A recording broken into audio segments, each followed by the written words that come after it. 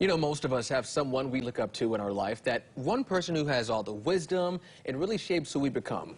That is often an older, wiser person like a grandparent. Two photographers in Michigan have found a way to honor their grandmothers and others across the country. Brittany Flowers joins us now with that. Brittany.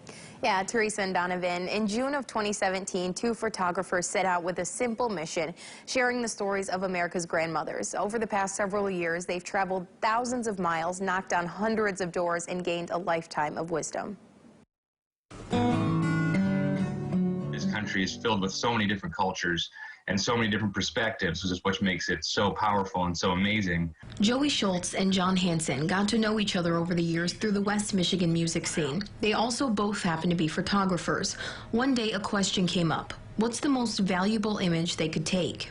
Joey was like, oh, it's my grandmother's. That's it. That's the most powerful image that I could take. Joey shared an idea to create a collection of portraits, a book of grandmothers paired with advice. That's so sweet. I just felt the same way, that how powerful that would be and important that would be. I really wanted to capture the diversity of America, and the only way to really do that is to drive around the whole country. The journey started in June of 2017. The two traveled for a few weeks at a time in search of wisdom from America's grandmas. We got really good at knowing where grandmas were. We called it Grandar. We just knocked on doors and asked people if they knew a grandmother, if they were a grandmother, or where's the coolest grandma around and what house are they in. What made you decide to do this? Some turned them away, but the ones who welcomed them in offered some of the most powerful life lessons these two say they've ever learned. There were a lot of moments of tears with grandmothers. You know, some of them haven't been had a hug in, months or who knows how long. Or just had people interested in what they had to say. From barrios to reservations and everywhere in between, Joey and John say these women showed them the roots of America, teaching them the importance of culture and cherishing things that are often taken for granted. It's really as simple as that. We feel like sharing what grandmothers have to say in this bigger way is some of the greatest work that we can do as artists.